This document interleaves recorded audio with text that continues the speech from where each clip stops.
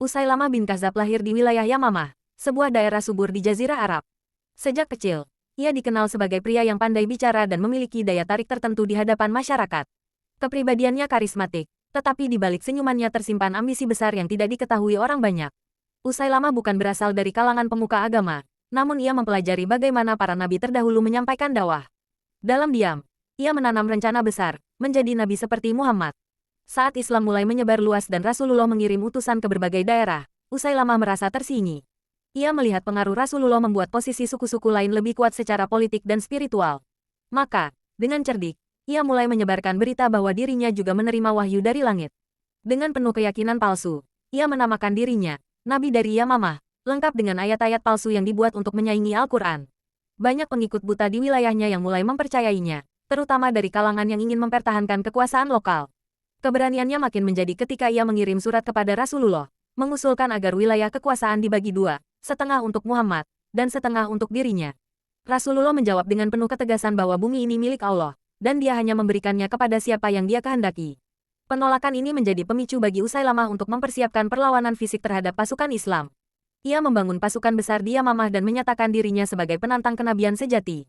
Namun banyak yang mencibir dan mengejek Usailama, bahkan di kalangan musyrikin sendiri. Ayat-ayat yang ia buat terkenal sangat lucu dan tidak masuk akal, seperti menyamakan unta dengan semut besar atau menyebut hujan sebagai air susu langit.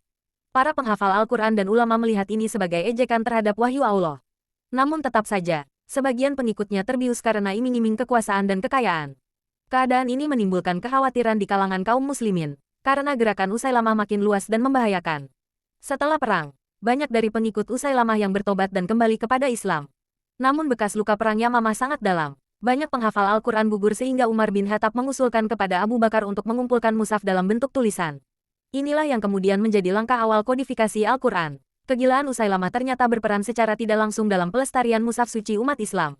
Nama Usailama bin Kazab menjadi contoh buruk sepanjang sejarah. Kata Kazab sendiri berarti si pendusta, dan inilah yang melekat kuat padanya. Ia dicatat dalam sejarah Islam sebagai tokoh yang melawan kebenaran dengan kedustaan. Tak ada penghormatan baginya bahkan dari kaum musyrik sekalipun. Ia menjadi pelajaran bahwa ambisi pribadi yang dibungkus dengan kebohongan akan berakhir dengan kehinaan.